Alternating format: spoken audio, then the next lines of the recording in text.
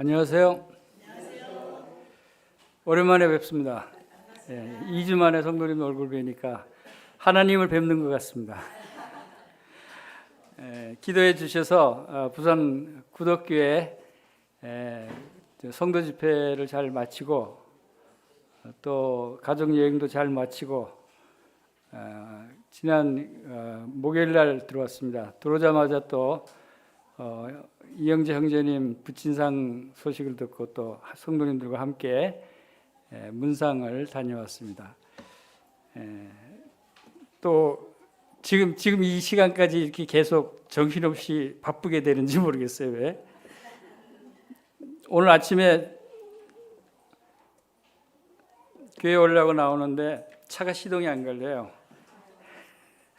오랫동안 차를 안 썼더니 배터리가 좀 약해져서 그런지 방전이 돼서 또 기사 불러서 충전을 시키고 그러고 오늘하고 좀 늦었는데 지금 방금 또 호출이 와서 내려갔는데 차 빼달라고 주차장에 차를 나가는 차가 빼달라고 그래서 빼주고 왔습니다. 어쨌든 주님께서 이렇게 저를 바쁘시게 하시는 것 같습니다. 감사합니다. 오늘 말씀은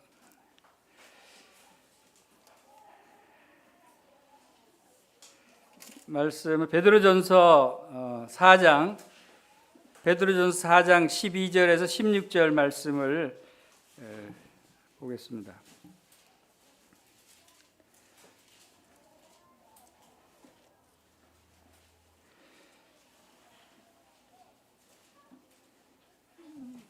베드로전서 4장 12절에서 16절 말씀 다 같이 읽겠습니다. 시작.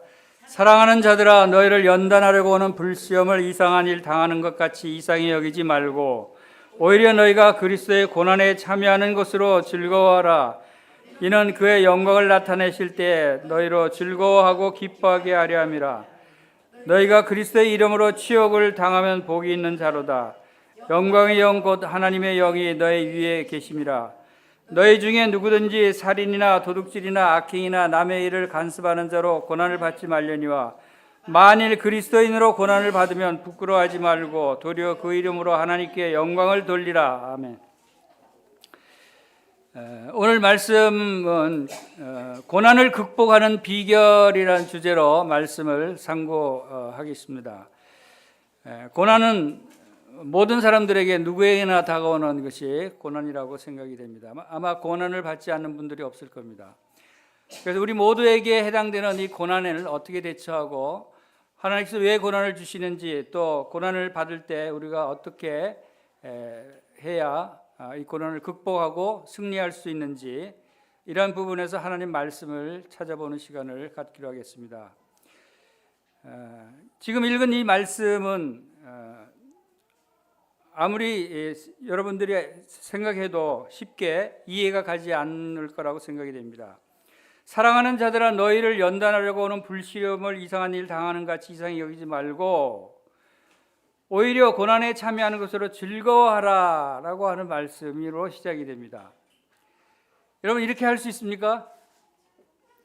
이 말씀대로 순종할 수 있을 것 같아요? 이 말씀대로 순종할 수 있는 분들이 아마 거의 없을 겁니다. 그래서 이런 불시험이라고 하는 표현을 할 정도로 우리의 고난이 이렇게 시험이 심한 고난으로 다가올 수도 있다고 하는 것입니다. 그러나 주님은 먼저 말씀을 통해서 사랑하는 자들아라고 부릅니다. 주님께서 우리를 사랑한다고 한 말씀을 먼저 하시면서 시험이, 고난이 우리에게 온다고 하는 것은 그 목적에 대해서 분명히 말씀하시고 또 고난의 원인과 목적과 내용, 고난의 결과 이런 부분에 대해서 이 본문 말씀을 통해서 주님께서 상세히 설명해 지고 있다고 봅니다. 어떻게 불시험의 고난을 받는 것을 즐거워할 수 있을까요?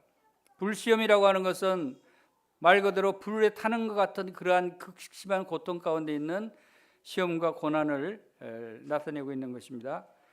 그리고 그러한 불시험의 고난을 기뻐할 수 있다. 여러분 과연 기뻐할 수 있을까요?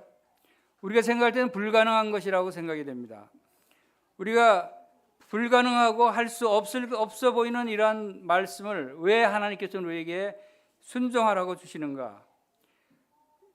하나님께서는 우리를 사랑하시기 때문에 우리를 사랑하는 자들에게 연단을 하시고 또 능히 이 불시험을 견디고 승리할 수 있기 때문에 주셨다고 생각이 됩니다.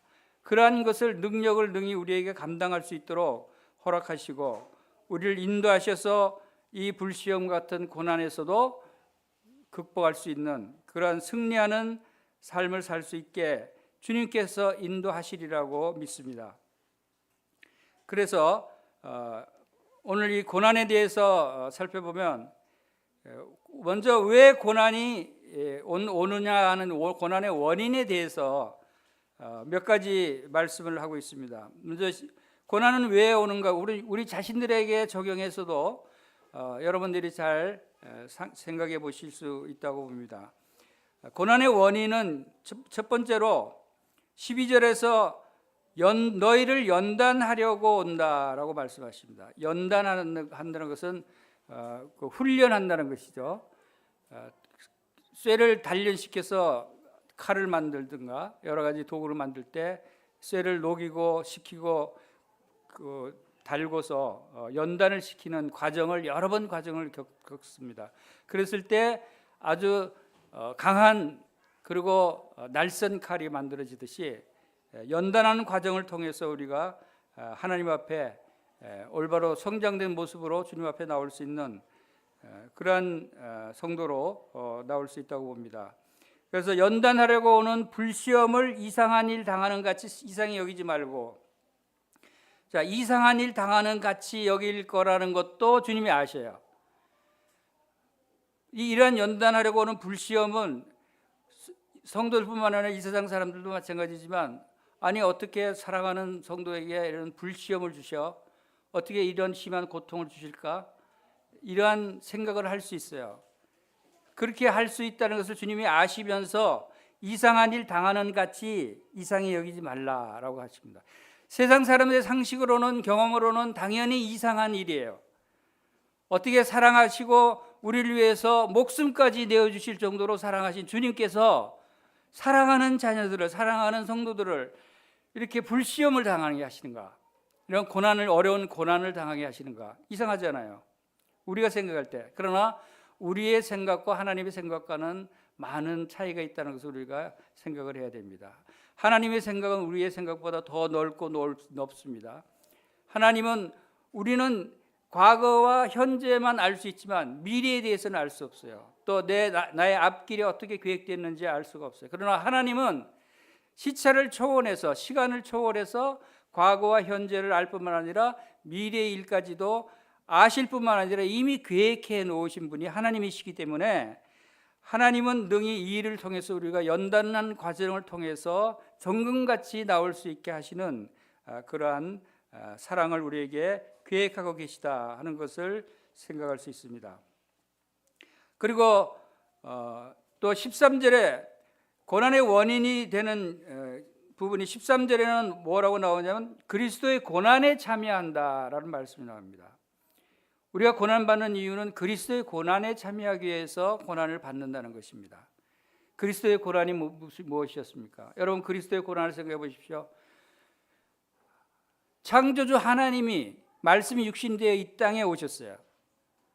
하늘 모든 영광을 다 버리고 낮고 천한, 이 땅이 하늘과 땅에 비하면 낮고 천한 땅이고 그 우리의 인간의 모습도 종의 형체로 이 땅에 오셨다고 그랬습니다. 그리고 이 땅에 오셨을 뿐만 아니라 우리를 위해서 무슨 일을 행해 주셨어요? 십자가에 못 박히시고 창에 찔리고 채찍에 맞으시고 고난 받으신 그 일까지 행해 주셨어요. 왜 그랬었어요? 사랑하는 자들아 라고 말씀하실 때 우리를 사랑하기 때문에 그러한 고난을 행해 주셨다는 것입니다. 그런데 그러한 고난을 행해 주신 그와 같은 고난에 우리도 참여해야 된다는 것을 말씀하고 있는 겁니다. 고난이라는 것은 나의 안위를 위해서 자꾸 회피하려고 생각하는 것이 아니라 주님의 고난에 참여한다는 생각으로 고난을 우리가 맞이해야 될 것이다 하는 것입니다. 그래서 그런 것을 생각할 때는 우리가 오히려 그러한 고난에 참여하는 것으로 즐거워한다. 확실히 역설적인 말씀이죠. 그 불시험과 같은 고난이 오는데, 그런 게 고통이 오는데 그 고난에 참여하는 것이 즐겁다는 거예요. 이것도 이상한 거예요. 이것도 세상 사람들이 볼 때는 아니 그런 고난에 참여하는데 무슨 즐거움이 와. 그걸 또 보면 즐거워하고 기뻐하게 하려 함이라고 그랬어요. 우리 인간의 상식으로는 이 성경을 풀 수가 없어요. 그래서 많은 사람들이 성경을 연구하고 풀려고 하다가 다 떨어져 나가요. 이해하지 못하고. 이것은 하나님의 영이 성령께서 깨닫게 하시고 성령께서 알려주시지 않으면 우리는 이런 말씀들을 이해할 수가 없고 순종할 수가 없는 겁니다. 우리는 하나님의 말씀을 생각할 때 이 말씀이 내가 이해가 안 될지라도 이것은 내가 이해할 수 없는 모든 것을 다 아시고 이해하시고 계획하시는 전지전능하신 하나님께서 하시는 일이고 말씀하신 것이라고 생각하면 이것을 그대로 순종하고 받아들일 수밖에 없는 것입니다. 그럴 때 우리는 진정 즐거워하고 기뻐하는 이러한 심정을 가질 수 있다는 것입니다. 이는 그의 영광을 나타내실 때 너희로 즐거워하고 기뻐하게 하려 함이라. 그의 영광을 나타내실 때 바로 하나님의 영광이 나타날 때가 옵니다. 지금 우리가 하나님의 영광이 나타날 때를 영적으로 바라볼 수 있지만 그러나 이 말씀에서는 진정 주님께서 영광 가운데 다시 재림하실 때를 나타내고 있다라고 생각이 됩니다. 재림하실 때 우리는 즐거워하고 기뻐하면서 하나님의 영광에 들어가게 되는 것이다 하는 것입니다. 그리고 14절에 보면은 고난의 원인이 너희가 그리스도의 이름으로 치욕을 당하면 이랬어요. 그리스도의 이름 때문에 고난을 당한다는 것입니다. 여러분 우리가 예수 그리스도의 이름 때문에 여러분이 고난 당하는 경우가 많죠. 세상에서 많이 손가락질 당하고 저주를 받고 불이익을 당하는 일들이 사회에서나 학교에서나 직장에서 많이 일어납니다. 이것이 우리에게 생활 속에 다가오는 고난들이에요. 그래서 왜 그렇죠? 예수 그리스도의 이름 때문에. 그 사람들이 세상 사람들이 우리를 고난하고 핍박하는 것은 우리가 미워서가 아니고 예수 그리스도를 미워하기 때문에 우리를 핍박한다고 말씀하셔요. 예수 그리스도의 이름 때문에 여러분들이 핍박을 당하고 고난을 당할 수 있다. 그렇게 치욕을 당하면 복이 있는 자로다. 그렇게 치욕을 당해야 복이 있다. 이것도 역설적으로 말씀하시는 거예요. 이 세상 사람들이 손가락질하고 예수님을 믿는다고 모욕하고 비방할 때 그때 우리에게는 바로 복이 있는 거예요. 하나님의 영광 가운데 들어가게 되는 겁니다. 그것은 그러한 치욕과 고난이 잠시 잠깐이면 지나가는 것이기 때문에 우리는 능히 감당할 수 있도록 주님께서 도우신다고 말씀하시는 것입니다. 그리고 16절에 보면은 만일 그리스도인으로 고난을 받으면 이것은 그리스도인이기 때문에 예수 믿는 사람이기 때문에 고난을 받는다는 거예요. 이것이 아까 예수 그리스도의 이름 때문에 고난을 받는 것과 마찬가지죠. 그리스도인이기 때문에 고난을 받는다. 그럴 때는 뭐라고요? 부끄러워하지 말고 도리어 그 이름으로 하나님께 영광을 돌리라. 그리스도인이라는 기독교인이라는 그 때문에 불이익을 당하고 비난을 받고 따돌림을 당하고 고난을 당하면 절대 부끄러워할 필요 없다는 거예요. 그것은 오히려 하나님께 영광을 돌리는 일이다. 하나님 감사합니다 하고 하나님께 감사할 수 있는 일이에요. 왜냐?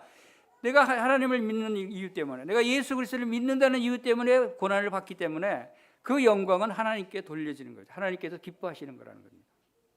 이것이 고난의 원인들이 여기에 담겨져 있고, 그 다음 두 번째 고난의 내용들을 보면은 12절에는 연단하려고 오는 불시험이라고 표현할 정도로 아주 극심한 시험이 올 수도 있어요. 우리는 아직 이런 시험까지는 당해보지 않았지만 그동안 기독교 역사 가운데 얼마나 많은 사람들이 이 불시험을 당하고 불의 화형에 처해지는 일까지 당하면서 많은 고난을 겪었던 것을 우리가 기록을 통해서 알 수가 있습니다. 그리고 고난의 내용이 13절에는 그리스도의 고난이라고 말씀할 정도로 예수 그리스도에게서 받으신 고난과 같은 그러한 고난을 우리도 받을 수 있다. 예수님도 모욕을 당했어요. 비방을 받았어요. 손가락질 당했어요.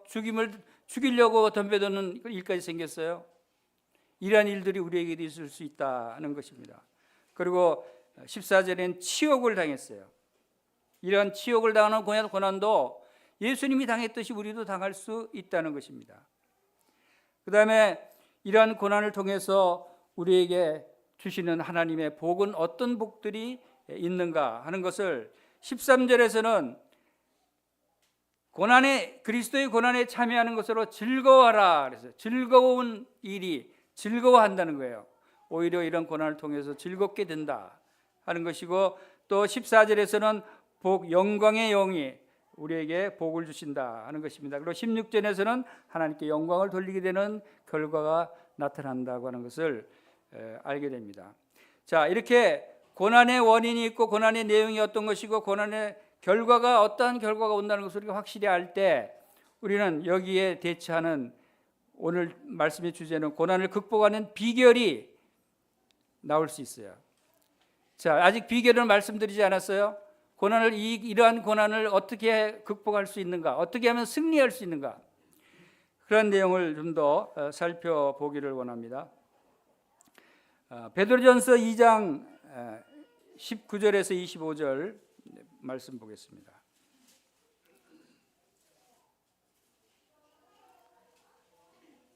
베드로전서 2장 19절에서 25절 같이 한번 우리 읽겠습니다. 시작. 부당하게 고난을 받아도 하나님을 생각함으로 슬픔을 참으면 이는 아름다우나 죄가 있어 매를 맞고 참으면 무슨 칭찬이 있으리요.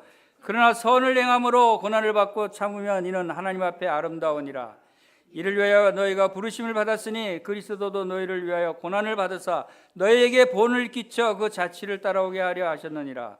그는 죄를 범치 아니하시고 그 입에 거짓도 없으시며 욕을 당하시되 맞되 욕하지 아니하시고 고난을 당하시되 휴협하지 아니하시고 오직 공의로 심판하시는 이에게 부탁하시며 친히 나무에 달려 그 몸으로 우리의 죄를 담당하셨으니 이는 우리로 죄에 대하여 죽고 의에 대하여 살게 하려 하심이라.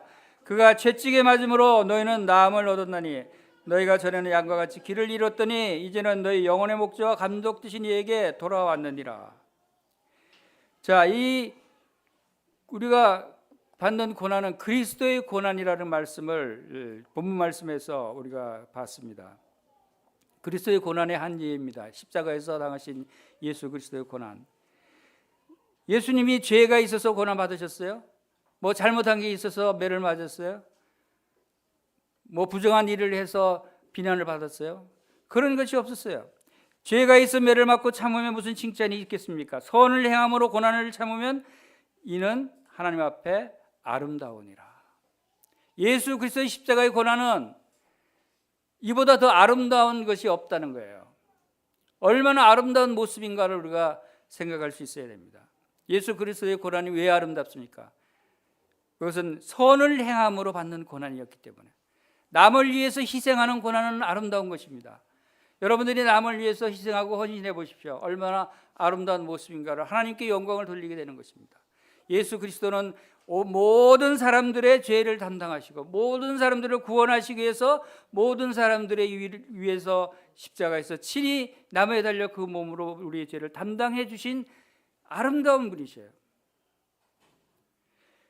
여호와의 이름이 어찌 그리 아름다운지요 하는 시편 말씀처럼 예수 그리스도의 이름이 얼마나 아름다운 이름입니까? 예수 그리스도의 십자가는 참으로 아름다운 모습입니다. 그런데 우리가 이를 위해서 부르심을 받았다라고, 이를 위해 21절에 이를 위하여 너희가 부르심을 받았으니 라고 말씀하십니다. 우리가 무엇을 위해 부르심을 받았어요? 선을 행함으로 고난을 받고 아름다운 모습으로 나타나게 되기를 위해서 주님은 우리를 부르셨다는 거예요. 우리를 통해서 선을 행하기를 원하십니다. 우리를 통해서 이 행하신 선을 통해서 아름다운 그리스도인으로 나타나기를 원하시는 것입니다. 그리스도도 너희를 위하여 고난을 받았고 너희에게 본을 끼쳐 그 자치를 따라오게 하셨다. 우리 여기서 이 말씀을 잘 살펴보시기 바랍니다. 그리스도도 너희를 위하여 고난을 받으사. 그리스도도라고 말씀하십니다. 우리는 그리스도의 고난과 우리의 고난을 비교해서 우리도 그 고난을 본받으라고 말씀하시는 것입니다. 그리스도도 너희를 위하여 고난을 받아서 너희에게 본을 끼쳐 그 자치를 따라오게 한다. 자, 우리가 고난을 받을 때 누구의 본을 받아야 돼요? 예수 그리스도의 본. 예수 그리스도의 자치를 따라가게 하는 거죠. 그래서 주님께서 자기 십자가를 지고 나를 쫓아오라고 말씀하시는 것입니다. 우리의 십자가, 하나님께서 우리에게 맡기신 십자가가 있어요. 우리에게 맡기신 십자가가 뭐가 있습니까? 그것은 남을 위해서 희생하는 것입니다. 남을 사랑하며 헌신하고 도와주고 그들을 주님께로 인도하는 이러한 일들이 바로 주님의 본을 쫓아 복음을 전하는 일입니다. 그리스도도 너희를 위하여 고난을 받으셨듯이 우리도 그리스도와 같은 그런 고난을 통해서 아름다운 하나님 앞에 아름다운 모습으로 나타나게 되기를 바랍니다. 그 고난이 어떤 고난이었던 것을 22절부터 쭉 설명을 하고 있죠. 주님은 죄를 범치 아니하셨습니다. 그 입에 거짓도 없으셨어요. 욕을 당하시되 욕하지도 않았어요. 고난을 당하시되 위협하지도 않으시고 오직 공의로 심판하시니 이에게 부탁하셨습니다. 여러분, 이 말씀대로 우리가 만약 핍박을 받고 고난을 받을 때 이런 모습으로 고난을 감당할 수 있겠어요? 고난을 감당할 수 없을 때는 주님의 이 모습을 생각하면서 본을 받으라고 하시는 것입니다. 죄를 범하지 않은데도 억울하게 당하는 고난이 있죠. 여러분, 거짓말을 하지 않았습니다. 욕을 당하되 남이 욕한다고 여러분 같이 욕해야 되겠습니까? 저 사람이 나한테 욕했는데 나도 욕하면 어때? 당연하지. 욕하는 것이 당연한 것처럼 여기지만 주님은 그렇게 하지 않으셨어요. 고난을 당하지 위협하지도 않았어요. 이것이 주님의 긍휼하신 마음입니다. 온유하신 마음이에요. 나는 마음이 온유하니 내게 와서 배우라고 주님이 말씀하셨어요. 주님의 온유하시고 긍휼하신 마음이 욕을 받으시되 욕하지 아니하고 고난을 받으시되 위협하지 않고 그다음에 묵묵히 털 깎는 자 앞에 잠잠한 어린 양처럼 묵묵히 그 고난을 감당해내신, 인내하신, 참아주신 주님의 모습을 우리는 본받으라고 말씀하시는 겁니다. 우리가 고난을 받을 때 절대 화를 내거나 같이 대항하거나 욕하거나 위협하면 안 된다고 하는 것입니다. 그것은 그리스도인의 모습이 아니라는 것이죠. 그것은 예수 그리스도의 마음이 아니라는 것입니다. 그래서 이제는 전에는 양과 같이 길을 잃었더니 이제 너희 영혼의 목자와 감독 되신 이에게 돌아왔느니라. 우리의 모습을 다시 일깨워 주고 있습니다. 베드로전서 5장 7절 말씀을 보겠습니다.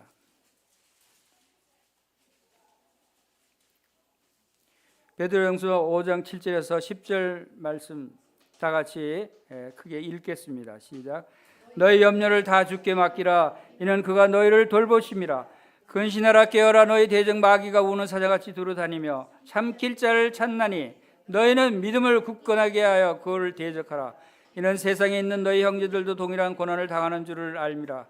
모든 은혜의 하나님 곧 그리스도 안에서 너희를 부르사 자기의 영원한 영광에 들어가게 하시니가 잠깐 고난을 당한 너희를 친히 온전하게 하시며 굳건하게 하시며 강하게 하시며 털을 견고하게 하시리라. 아멘. 주님은 우리가 고난을 당할 때 염려하고 두려워하고 근심하죠. 이런 것을 다 주님께 맡기라고 말씀합니다. 다시 다 같이 한번 따라해보세요. 너희 염려를 주께 맡기라. 바로 고난을 극복하는 비결이 바로 여기에 있어요. 우리의 모든 염려를 주께 맡겨버리는 겁니다. 맡긴다는 것은 내가 할 수 없을 때 우리가 할 수 있죠. 내가 가질 수 없을 때, 내가 할 수 없을 때, 내가 도저히 감당할 수 없을 때 그냥 포기하는 겁니다. 너희 염려를 다 주께 맡기라고 하는 것은 내가 갖고 있던 나의 염려는 다 포기해버리고 없애버리라. 주님께 맡기라는 뜻이죠. 왜 주님께 맡길 수 있습니까? 우리가 무엇을 나의 소유를 내가 갖고 있는 것을 누구에게 맡길 때는 그 사람을 믿을만 해야 되죠. 그 사람이 능력이 있어야 맡기죠. 여러분 주님을 믿지 못하십니까? 주님이 그런 능력이 없으십니까? 여러분의 모든 염려를 다 감당할 정도로 주님이 능력이 없으셔요? 그렇지 않아요.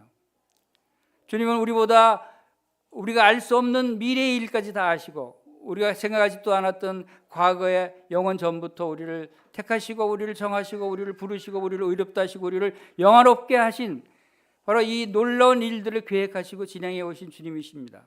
그분은 능치 못하심이 없으신 분이셔요. 그분이 우리가 고난받는 걸 모르시겠어요? 고난을 허락하신 분이 우리가 어떤 고통을 당하고 어떤 고난을 당할지를 모르시겠어요? 다 아셔요.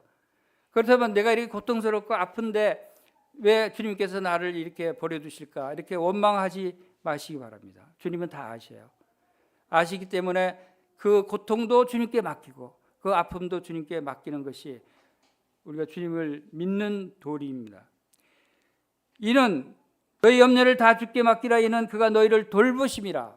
바로 하나님께서 여러분을 돌보시기 때문에 능히 여러분의 모든 짐을 다 주님께 맡겨 버릴 수 있는 분이시라는 것이죠.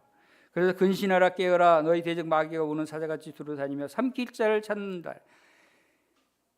마귀는 우리가 이렇게 맡기지 못하도록 계속 우리가 근심하고 염려하고 하나님을 원망하고 저주하기를 바라고 계속 부추기는 거예요. 우는 사자같이 우리를 삼키려고 항상 노리고 있는 것이 마귀입니다. 우리가 연약해지면 사탄 마귀에 넘어가는 겁니다. 그래서 너희는 믿음을 굳건하게 하여 그를 대적하라 그랬어요. 누구를 대적하라고요? 마귀를. 여러분, 마귀가 두렵습니까? 사탄이 두렵습니까? 절대 두려운 존재가 아니에요. 성도들에게는. 믿지 않는 사람들에게는 두려운 존재일지 몰라도 성도들에게는 사탄 마귀는 우리에게 손도 댈 수 없는 존재예요. 왜냐하면 하나님께서 모든 천군 천사들을 다 우리 성도들 주위로 진치고 둘러싸게 하셔서 지켜 보호해 주시는 분이셔요. 여러분 안 보이세요? 지금 여러분 주위에 천군 천사가 지금 보호하고 계시는 거 다 보이시잖아요. 저 오늘 아침에도 그런 경험을 했어요. 자, 시간을 맞춰서 이제 평소와 똑같은 시간에 이제 교회 나오기 위해서 나왔어요. 나왔는데 시동이 안 걸리네요. 보통 30분 전에 도착을 하기 위해서 시간을 이제 좀 일찍 나오는데 시동이 안 걸리니까 이제 보험회사에 콜을 했죠. 대한민국 보험회사들이 참 좋아요. 전화만 하면 딱 와서 시동 걸게 배터리로 딱 접촉해서 시동을 걸어줘요. 그게 한 10분 내지 15분 걸려요. 그래서 시동 걸고 준비하니까 한 25분 정도 지났어요. 평소보다 25분 정도 늦은 거예요. 30분 전에 도착해야 돼. 그러니까 5분 사이, 5분이면 5분 여유가 있는 거예요. 근데 내비를 보니까 정확하게 10시에 도착하는 걸로 나오네. 아, 이거 또 주차하고 뭐 올라오면 좀 늦겠구나. 걱정을 했어요. 근데 주님께서 뭐 인도해 주시겠지. 근데 보통 아침에 오는 거리가 별로 맞기는 않지만 그렇게 빨리 단축시킬 수도 없어요. 한 5분, 7분 늦게 도착하는 걸로 나왔는데 7분 전에 도착하는 걸로 나중에 도착하고 보니까 7분 전에 도착이 됐어요. 그러니까 저 뒤에 주차장에 좁은데 주차하고 올라왔는데도 늦지는 않았어요. 이게 주님께서 이 시간까지도 정확하게 계산하시고 인도해 주시는 것을 느꼈어요. 그리고 오늘 조금 전에 차 빼달라고 전화가 왔는데 그것도 다 끝나서 끝나는 기도하는 타임에 전화가 온 거예요. 차 빼달라고. 미리 전화 왔으면 중간에 나가야 되는데 주님께서 또 이렇게 시간을 맞춰서 차 빼달라고 그러시는구나. 주님은 나의 사정을 아시기 때문에 그냥 주님께 맡기면 주님께 뭐 바쁜 일이고 어떤 일이 터지고 사고가 나도 인도해 주시는 것을 경험하는 것이죠. 너희 염려를 뭐 다 주께 맡기라. 주님은 우리에게 이 말씀을 늘 하시는 것입니다. 자, 우리 로마서 8장 29절 말씀 보겠습니다.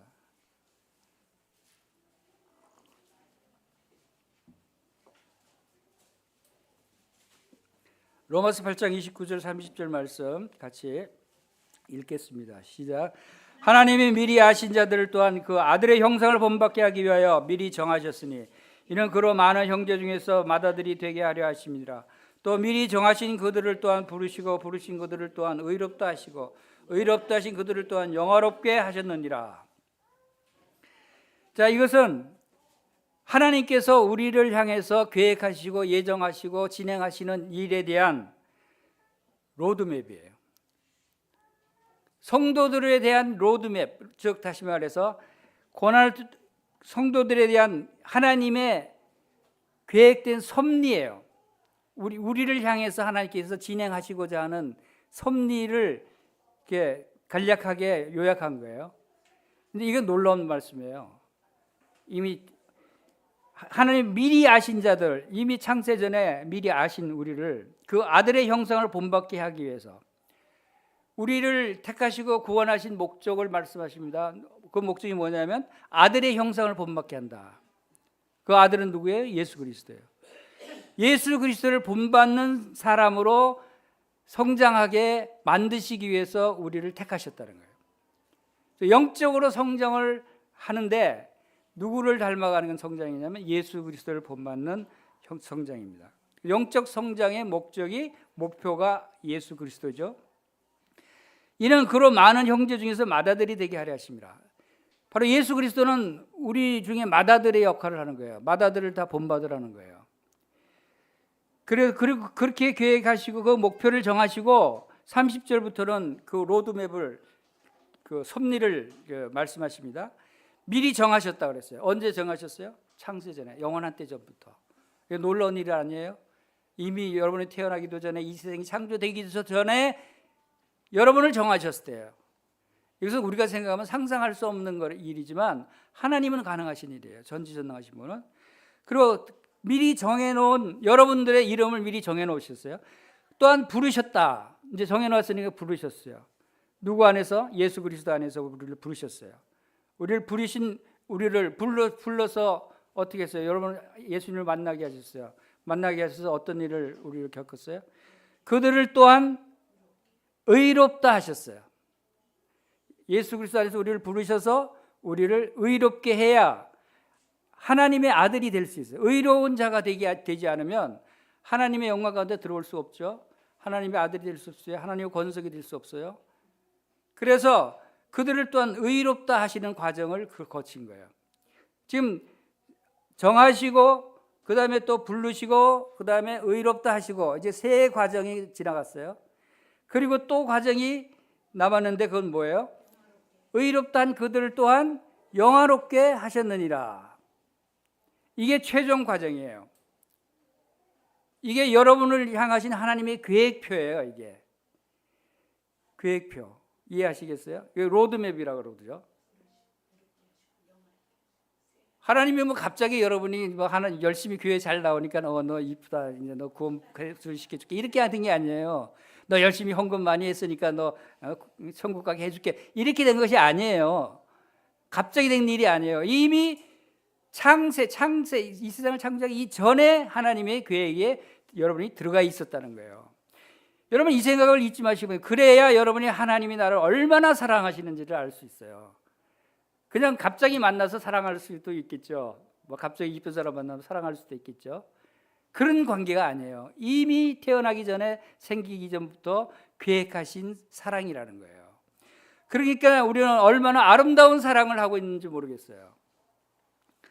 자, 그래서 이제 마지막 단계가 영화롭게 하셨다고 그랬는데 그들을 또한 영화롭게 하셨느니라. 영화롭게 한 거예요. 영화롭게 할 것이에요.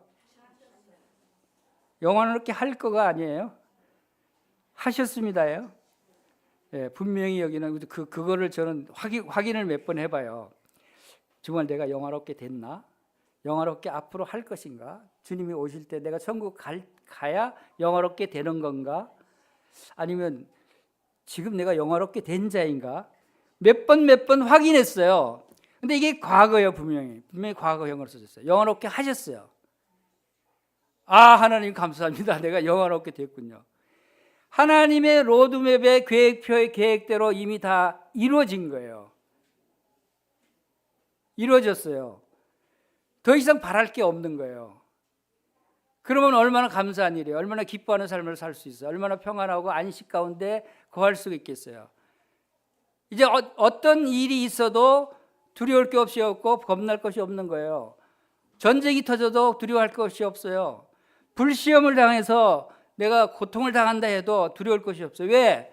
그건 잠깐 지나가는 것이고 이제 하나님의 영광 가운데 들어가 있는데 뭐 나는 이미 이것이 성경이 말씀하고 있는 하나님의 섭리예요. 근데 왜 우리가 그걸 못 누리냐면 이걸 믿질 못해요. 그러니까 누리질 못하는 것은 믿지 못해서 누리지 못하는 거예요. 내가 지금 영화롭게 됐다는 사실을 믿음이 안 가는 거예요. 내가 아주 고통 가운데 있고 가난하고 헐벗고 막 남한테 채이고 이렇게 살고 있는데 내가 영화롭게 살긴 뭘 영화롭게 살아. 천국에 가서야 영화롭게 되겠지. 이런 생각하지 않아요? 이것은 우리가 하나님의 말씀을 순종하지 못하고 누리질 못하는 것이다 하는 생각을 할 수 있습니다. 하나님의 섭리는, 하나님의 계획은 일관됐고 하나님의 계획이 변경될 수 있겠어요? 혹시 사탄이 와서 그 계획을 깨트릴 수 있어요? 그럴 수 없어요. 이 세상 어떤 피조물도 하나님과 우리에 대한 사랑을 끊을 수 없다고 그랬어요. 이것이 일관된 하나님의 섭리다라고 하는 것을 우리가 알 수가 있습니다. 자, 다음에 디모데후서 2장을 한번 보겠습니다. 디모데후서 2장 11절.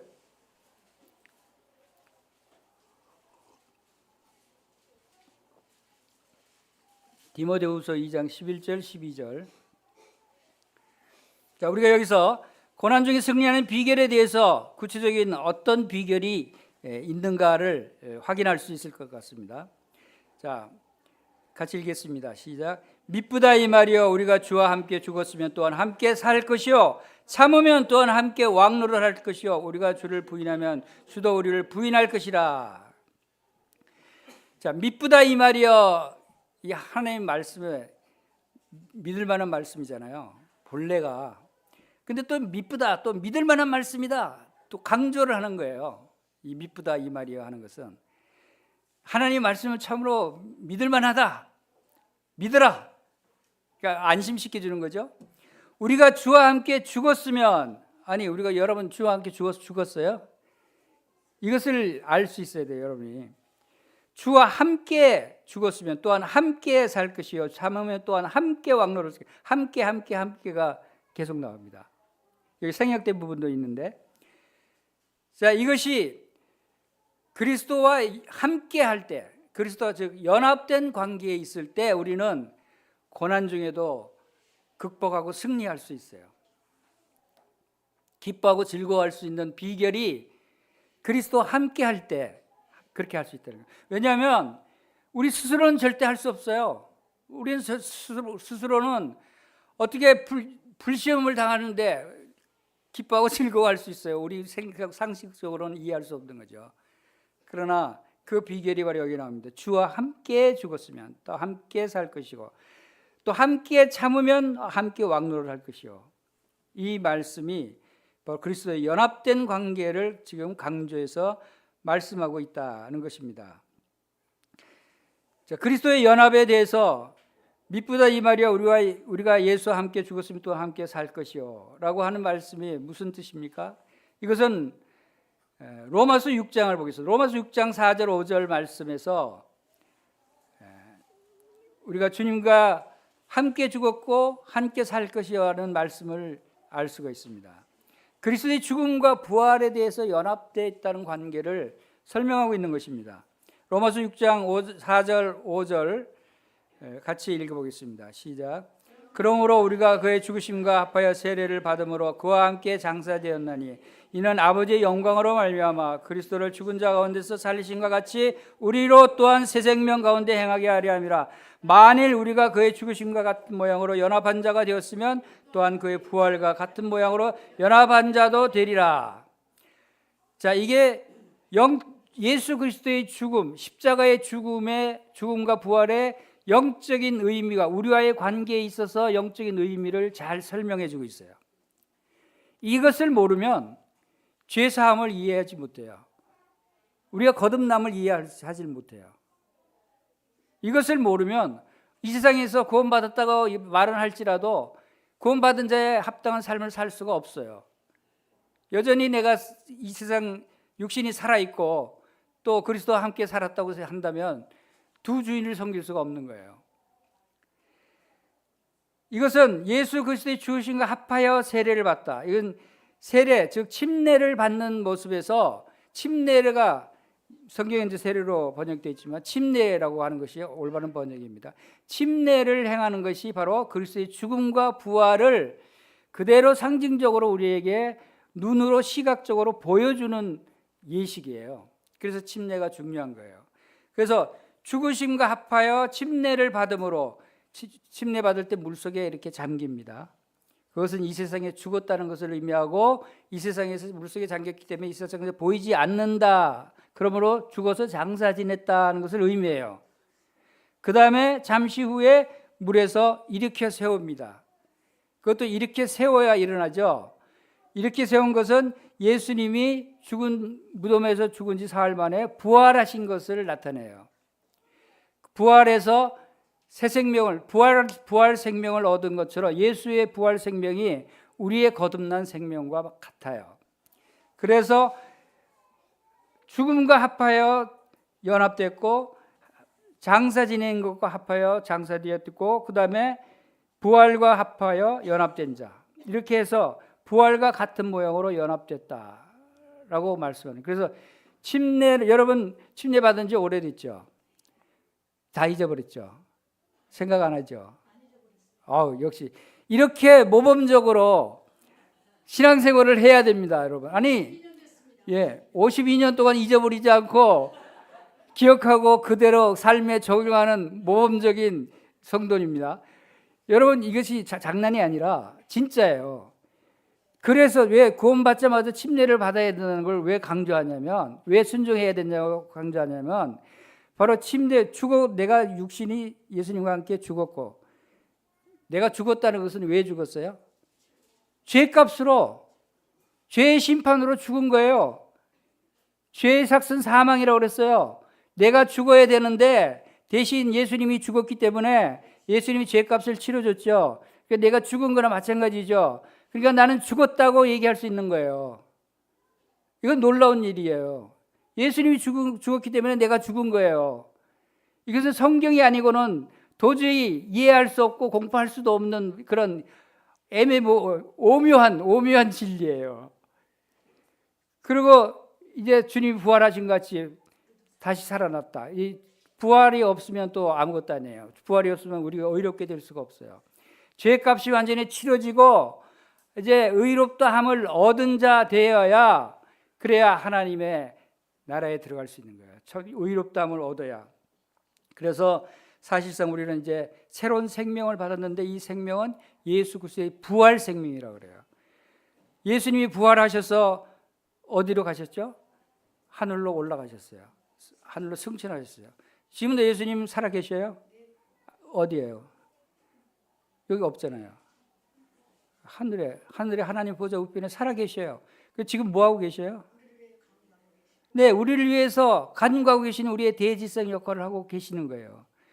우리를 위해서 왜 간구해요? 여러분들이 지금 우리가 구원받았다고 하지만 연약하기 때문에 육신이 아직 거하기 때문에 연약해서 실수하고 또 죄를 짓고 또 흔들리고 믿음이 흔들리고 하는 그런 일들로 인해서 주님께서는 계속 그것을 위해서 기도하고 계신다는 거예요. 우리를 위해서. 얼마나 자비롭고 자애롭고 자상하신 분이에요. 여러분을 위해서 지금도 하나님 보좌 우편에서 기도하시는데 그것도 그냥 기도가 아니고 간구하신다 그래서 간구는 간절히 기도하는 거 아니에요. 얼마나 사랑이 많으신 분이시에요. 이러한 예수님이 지금 우리를 지켜주시고 있다는 거예요. 그리고 이제 곧 오실 것이죠. 오실 이가 오시리니 지체하지 아니하시리라 하신 대로 이제 우리를 데리러 다시 오시겠다고 약속하셨어요. 우리는 그 소망이 있는 거예요. 자, 디모데후서 2장 12절, 아까 11절 읽어봤는데 2장 12절에 보면은 함께 참으면 또한 함께 왕노릇 할 것이고 우리가 주를 부인하면 주도 우리를 부인하실 것이라. 함께 참으면 함께 왕노릇 할 것이요. 그래서 함께는 생략되어 있습니다. 성경에는. 그리고 이 참으면이라는 번역도 킹제임스 버전에서는 고난을 받으면이라고 번역이 되어 있어요. 그래서 풀이하면 함께 고난을 받으면 또한 함께 왕노릇 할 것이요. 누구와 함께? 예수님과 함께 고난을 받으면. 여러분 고난을 받으실 때 이것을 잊지 마시기 바랍니다. 예수님이 나와 함께 고난을 받고 계신다. 여러분 고난 받으실 때 예수님도 나와 함께 고난 받으신다라고 생각하시기 바랍니다. 아니 실제로 그래요. 예수님이 사도 바울의 사도 바울의 다메섹 도상에서 하늘로부터 빛이 비쳐서 하늘로부터 사울아 사울아 왜 나를 핍박하느냐라고 했을 때 사도 바울이 땅에 엎드려서 놀래서 주여 누구시오니까 하니까 뭐라 그랬죠? 나는 네가 박해하는 예수다 그랬어요. 사도 바울이 언제 예수님을 박해했어요? 예수님 믿는 성도들을 박해했지, 핍박했지. 예수님은 우리를 긍휼히 여기시고 우리를 채울하지 아니하시는 분이 아니시다고 말씀하셨어요. 채울, 함께 고통을 함께 느끼지 않는 분이 아니시다. 우리를 동정하시고 우리가 고통을 함께 느끼시고 우리가 핍박을 당하면 예수님도 핍박을 당하시고 우리의 고난을 함께 받으시는 분이시다는 것이죠. 그 얘기는 뭐예요? 그럼 그 고난의 모든 뒷일은 책임지신다는 거예요. 모든 일들을 다 우리가 감당할 만큼 지켜주시고 그것을 통해서 하나님께서 영광을 받으시도록 인도해 주신다는 것입니다. 이것이 얼마나 놀라운 은혜고 사랑입니까? 예수 그리스도는 지금도 나를 사랑하시고 나를 위해서 간구하시고 나와 함께 고난을 받으시고 나와 함께 고통을 느끼시고 나를 동정하시고 나를 긍휼히 여기시는 분이시다. 지금도 그러신다는 거예요. 그것을 여러분은 잊지 마시고 또 여러분들이 나 혼자 고난 받는 것이 아니다라는 생각을 하십시오. 예수님과 함께 고난을 받는다. 함께 고난을 받으면 어떻게 된다고요? 함께 뭐가 된다고요? 왕노릇한다. 우리의 미래는 너무나 광활하게 펼쳐져 있어요. 예수님과 함께 왕노릇하는 그런 신분이에요. 하늘의 모든 것들을 상속받는 상속자라고 그랬어요. 하나님의 아들고 상속자다. 하나님께서 우리에게 창세전부터 우리를 미리 정하시고 부르시고 의롭다 하시고 영화롭게 하셨다 그랬죠. 이 계획 속에 우리에게 주실 얼마나 많은 아름다운 것들이 쌓여 있는지 몰라요. 그것을 다 나열해 볼까요? 여러분들이 그것을 생각하면 지금 좀 고통당하고 고난당하는 거 아무것도 아니에요. 자, 한 가지 더 보고 넘어갑시다. 자, 고린도전서 1장 30절 보겠습니다.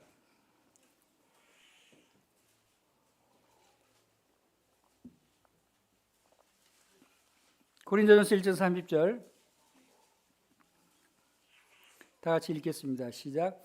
너희는 하나님으로부터 나서 그리스도 예수 안에 있고 예수는 하나님으로부터 나와서 우리에게 지혜와 의로움과 거룩함과 구원함이 되셨으니. 네.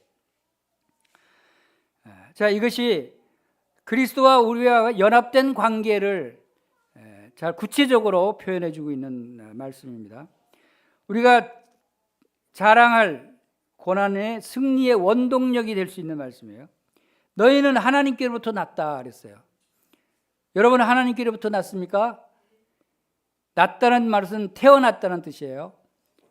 거듭났다, 영적으로 거듭났다, 하나님으로부터 영적으로 거듭났다는 뜻이에요. 그러면 하나님의 자녀로 태어났다는 뜻인데 그러면 하나님의 아들이라는 뜻이죠. 하나님의 딸이라는 뜻이죠. 자, 그렇게 해서 하나님으로부터 났는데 그 다음에 누구 안에 있다고요? 그리스도 예수 안에 있고, 하나님으로부터 태어났는데 예수 그리스도 안에 있어요. 그리고 예수님은 하나님으로부터 나와서 우리에게 지혜가 되고 의로움과 거룩함과 구원함이 되셨다 하는 거예요. 우리의 지혜가 예수님이 지혜고 예수님의 지혜가 우리의 지혜가 됐다는 거예요. 예수님의 의로움이 우리의 의로움이 됐어요. 예수님의 거룩함이 우리의 거룩함이 됐어요. 예수님의 구원함이 우리의 구원함이 됐어요. 자, 이것은 바로 연합된 관계를 구체적으로 표현한 거예요. 그러면 여러분 지혜는 어디서부터 옵니까? 예수님으로부터 오는 거예요.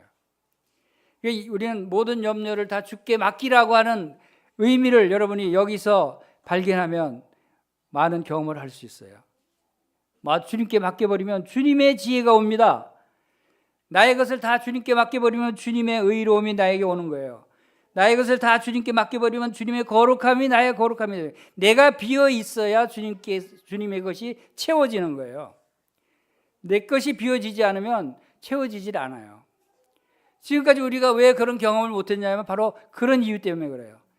내 것을 여전히 담고 있고 꽉 쥐고 있으니까 주님의 것이 들어오질 못하는 거예요. 자격은 있는데 신분은 됐는데 상태가 그런 상태가 안 되는 거예요. 아직은. 그냥 다 버리세요. 사도 바울처럼 다 배설물로 버리세요. 아멘. 이렇게 진즉 버려야 돼요. 버리지 않으면 다른 것으로 더 좋은 것으로 채워질 수가 없기 때문에 우리가 어떤 일이 우리 가운데 일어나고 어떤 환경에 처해 있는지가 중요하지가 않아요. 누가 우리를 미워하고 누가 우리를 박해하고 중요하지가 않아요. 내가 어떤 시련이 있고 고난이 있고 이것도 중요하지가 않아요. 다 주님께 맡겨버리면, 다 비워버리면 주님께서 지혜를 주시고 주님의 의로움으로 대처하게 하시고 또 주님의 거룩함으로 우리를 거룩하게 하신다는 것입니다. 그래서 우리가 고난을 극복할 수 있는 거예요. 그래서 우리가 고난 가운데서도 승리할 수 있는 거예요. 다른 방법이 없어요. 우리가 많은 그리스도인들이 얼마나 많은 고난 중에 실패하고 고통 가운데 빠져나오지 못하고 있는가 모르겠어요. 그 이유는 그들이 하나님의 말씀을 몰라서가 아니라 그 말씀을 믿질 못해서 그래요. 아는데 믿질 못해요. 말씀은 주어졌는데 그것을 받아들이질 못해요. 하나님의 은혜가 풍성이 주어졌는데도 그것을 받을 그릇이 못돼서 그렇다는 것을 보게 됩니다. 요한복음 16장 33절에 이것을 너희에게 이르는 것은 너희로 내 안에서 평안을 누리게 하려 함이라. 세상에서는 너희가 환난을 당하나 담대하라 내가 세상을 이기었노라 라고 말씀하셔요. 이 말씀들을 하시는 것은 우리로 하여금 주님 안에서 평안을 누리게 하기 위해서, 어떤 고난이 오더라도 평안할 수 있으면, 어떤 고난이 오더라도 우리가 안식할 수 있으면 그것은 승리하는 거예요. 승리하는 삶이에요. 당장 고난이 없어지지는 않아요. 우리 10년 가운데 고난이 없어지는 거예요. 10년 가운데 그것을 통해서 평안해지고 즐거움과 기쁨으로 채워진다라고 하는 것입니다. 고린도후서 4장 17절에는 우리가 잠시 받는 환난에 경한 것이, 환난은, 고난은 경한 것이라고 성경은 표현하고 있어요. 경한 것은 가벼운 것이라는 거예요. 깃털처럼 가벼워요. 가벼워도. 경한 것이 지극히 크고 영원한 영광에 중한 것을, 영광은 어떤 것이냐면 커요. 그리고 중해요. 근데 지극히 커요. 이렇게 강조를 합니다. 지극히 크고 중한 영원한 영광이 우리에게 있다는 거예요. 거기에 비하면 잠시 받는 환난의 가벼운 것은 잽도 안 된다는 거예요. 그것 때문에 여러분 마음이 흔들리지 마시기 바랍니다. 평안을 잃지 마시기 바랍니다.